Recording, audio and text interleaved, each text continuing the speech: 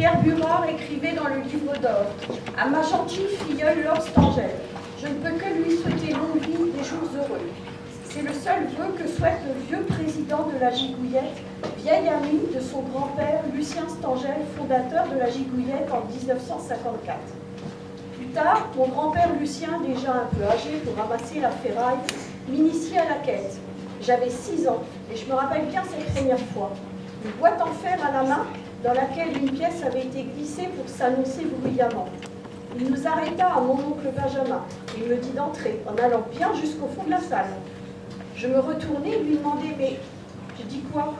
Et là j'entendis cette petite phrase que scandaient les gigouilleux. « Une petite pièce pour les petits vieux, s'il vous plaît. » Au vu des sous que je ramassais, je ressortis joyeuse et ma boîte plus lourde, prête à attaquer la butte du pinceau, où mon grand-père ne manqua pas de cogner à chaque porte. Alors, bien sûr, avec le temps, j'ai fait ma vie et mon engagement s'est étiolé. Pourtant, je n'ai pas oublié la Gigouillette. J'ai essayé autant que faire se peut de rester fidèle dans mes actions aux 3 lettres qui unissaient les fondateurs, mais également tous les bénévoles ayant œuvré depuis 1934 au sein de la Commune Libre, puis de la Société philanthropique de 1954. A, B, C, amitié, bonté, camaraderie. Aujourd'hui, beaucoup sont partis. Mais j'aime à penser que d'où qu'ils soient, dans leur dernier sommeil, ils voient bien qu'à leur mort a bien survécu l'esprit de la Gigouillette, pour les bons vieux et moins de malheureux. Car la Gigouillette, comme dans leur chanson, est bâtie sur pierre, et qu'avec vous tous réunis, et parlant d'elle encore et encore, elle ne périra pas. Depuis 1934, une bande d'amis qui ne se prenaient pas au sérieux décidèrent de donner le sourire à ceux qui l'avaient perdu et de le faire très sérieusement. 3 lettres, A, B, C, comme amitié, bonté, camaraderie, les unissaient. Et si mon papa avait été là, il aurait été comme moi, certainement ajouté « Merci à chacun et à tous, et plus particulièrement à André, Marcel, Sylvie, Françoise, Pierre-Antoine, Alain, Christine, Kylian, Karine, Lucie, Johanna, Sabrina, la mairie de Clancy, la société scientifique, Flotteur FM et M. Bourdoun, maire de Clancy, de nous avoir permis de conter leur histoire.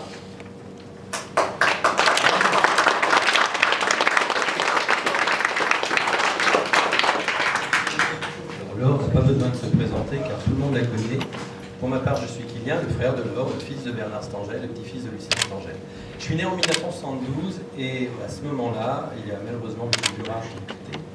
Donc pour ma part, je n'apparais pas, tout simplement parce que cette année-là, il y avait un fait beaucoup plus marquant. Je me suis permis de ressortir cet ustensile du mur où il est accroché chez moi, de le dépoussiérer un petit peu et d'arborer. Alors, en aucun cas, naturellement, on est en train de se permettre de prendre les vertus qu'avaient nos aïeux. Eux l'ont porté pour des raisons qui avaient du sens. Nous, aujourd'hui, nous le portons uniquement symboliquement dans un esprit de commémoration. Et je lui donne simplement l'occasion à cet Astevin d'avoir une forme de reviviscence, un mot un petit peu à la mode, ou tout du moins de renaissance, juste pour un instant.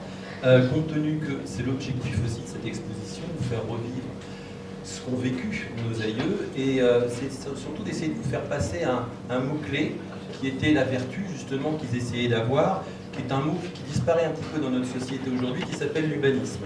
Et si tous les gigouilleux étaient finalement humanistes à leur façon, en essayant d'aider leur prochain, ils avaient une action quotidienne qui essayait de faire sortir une personne isolée, une personne abandonnée, une personne éloignée, et de la ramener dans un groupe.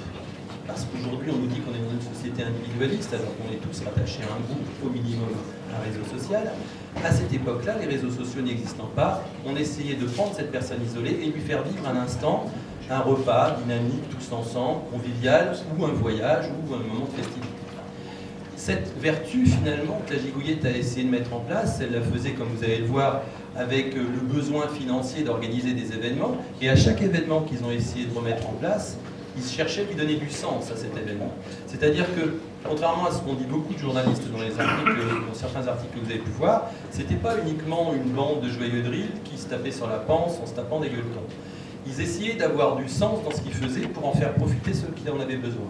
Et ce mot sens, si on voulait jouer un petit peu avec, on pourrait lui donner deux axes de lecture. Non seulement un axe de lecture horizontal, où il y a, dans l'horizontalité, il y a une forme de fresque chronologique, et c'est un peu le but de cette exposition. Cette fresque chronologique qui commence avec les années 30, 1934 pour être précis, où on s'aperçoit que les jardins de la butte du Cropinçon sont les premiers moments où on commence à partager, à faire des échanges, du troc de surproduction potagère, et c'est ce qu'on appellerait aujourd'hui dans le domaine de l'aide alimentaire ou de l'aide sociale, c'est ce qu'on appellerait les jardins partagés. 1954, haute date avec un 4, c'est naturellement l'institutionnalisation de la Gigouillette avec son inscription en tant qu'association. Et puis on pourrait dire finalement 2024, année de commémoration, en espérant pourquoi pas un jour quelqu'un se propose de faire une autre commémoration sur un autre schéma où la Gigouillette réapparaîtrait. Je reste sur cette notion horizontale parce que ce que j'ai pu voir durant les quelques années où j'ai vécu la Gigouillette, c'est l'évolution des publics aidés. Au départ, c'était des personnes âgées et isolées, et à la fin, plus on avançait dans les années, et plus la personne aidée était de plus en plus jeune. Et la terminologie aussi, l'intitulé de la personne aidée, autant au départ c'était des miséreux, comme ont pu l'écrire messieurs Burard et Stangel. Par la suite, dans les années 80, on a entendu le terme de nécessiteux. Il y a eu le mot malheureux naturellement de monsieur Hollande qui les a appelés les sans-dents. Et aujourd'hui, quand on écoute ceux qui nous financent l'aide sociale, eh bien, ils les appellent les personnes éloignées, ou du moins publiques éloignées. Le conseil régional, qui est le cordon de la bourse de toutes les feuilles territoriales et de l'action vers l'aide sociale, utilise le mot public éloigné pour laisser entendre qu'il est éloigné géographiquement déjà, par la ruralité, donc on voit bien qu'il y a besoin de rapprocher des personnes qui sont géographiquement éloignées de nous, éloignées culturellement, éloignées socialement, éloignées économiquement, ça va de soi.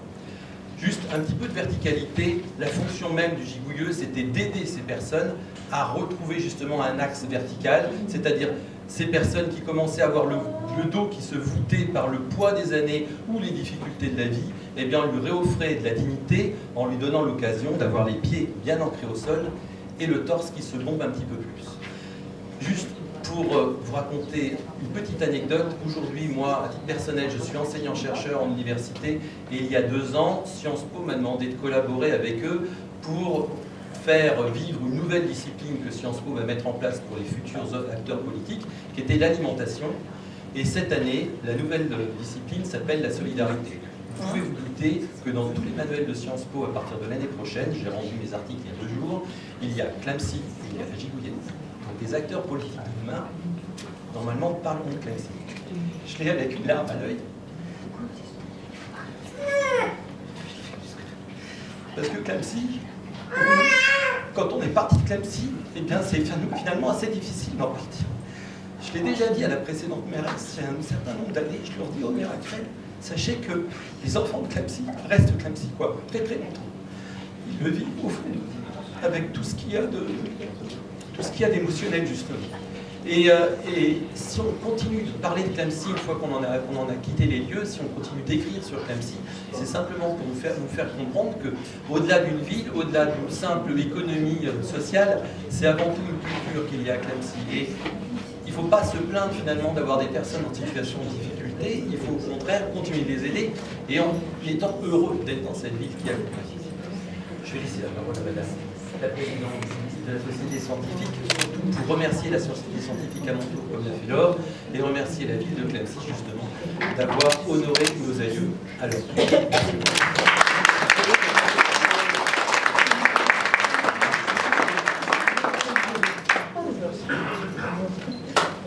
Je serai beaucoup moins prolifique. Mesdames, Messieurs, c'est avec un grand plaisir que la ville de Clamcy a sollicité la Société scientifique et artistique de Clamcy pour participer à la réalisation de cette exposition sur la Gigouillette. Ce vernissage est l'occasion de rappeler ce que fut la Société des philanthropes de la Gigouillette et de mettre en lumière les actions menées par un groupe de Clamcycois émérites qui a su tendre la main aux plus démunis. Ses amis, issus de la commune libre du Cropinçon, qui œuvraient déjà pour les plus pauvres, s'officialiseront en 1954 par la création de cette association ayant pour but de détecter les misères cachées, de soulager les malheureux en évitant à beaucoup d'entre eux l'humiliation de demander. Comme l'a dit Laure Stangel, la Gigouillette était une bande d'amis qui ne se prenaient pas au sérieux et qui décidèrent de donner le sourire à ceux qui l'avaient perdu et de le faire très sérieusement. C'est dans cet esprit d'amitié, de bonté et de camaraderie, tout comme la devise de la Gigouillette, que l'exposition que vous allez découvrir a été créée. J'espère que vous apprécierez de déambuler dans les caves du Centre culturel Romain Rolland et de partir à la découverte de cette riche histoire racontée par de nombreux panneaux, illustrés de photos, d'articles de presse et d'objets.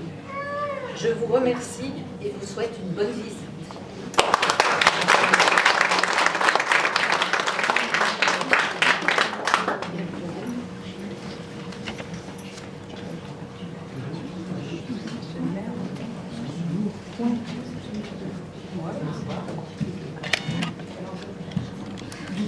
Change un peu la hauteur.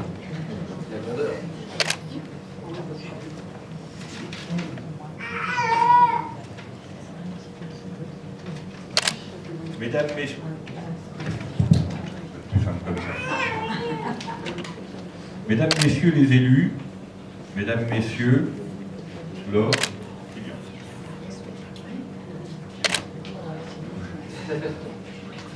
je suis heureux au nom de la municipalité de vous accueillir dans les caves du Centre culturel Romain Rolland pour inaugurer une exposition consacrée à une ancienne association qui a véritablement et durablement marqué son époque.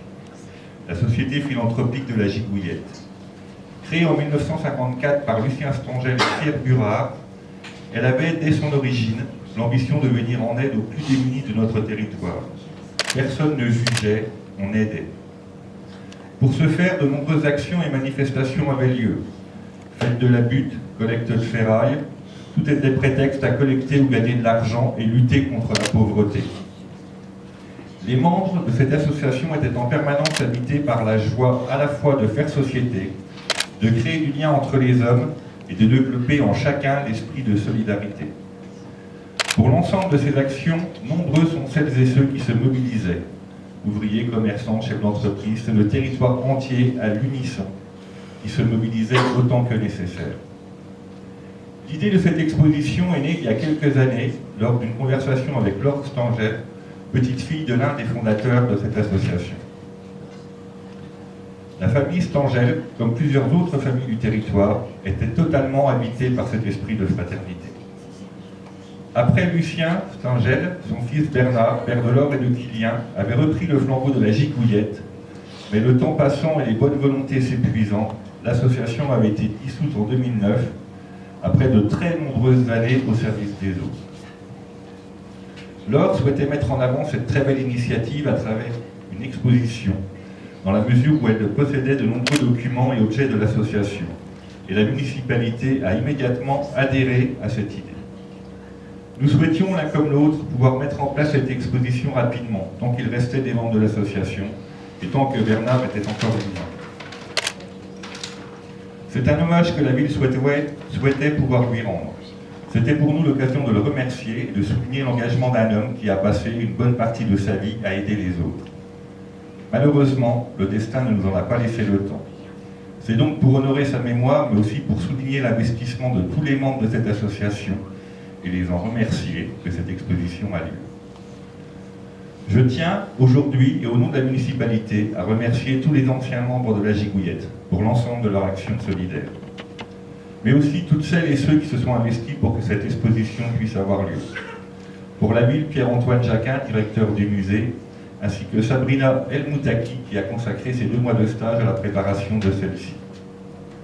Bien évidemment, Johanna Mazot et Sylvie Richard pour la Société scientifique, Laure et Kilian Stangel, Laure et Kilian Stangel, sans qui cette initiative n'aurait pas pu être possible et qui sont les principaux contributeurs au fond de cette exposition. Et enfin, bien évidemment, toutes celles et ceux qui ont prêté différents objets afin de rendre cette exposition la plus riche et la plus complète possible. Merci à toutes et tous. Nous vous souhaitons une bonne découverte ou redécouverte de ce qu'était la Société philanthropique de la Gigouillette.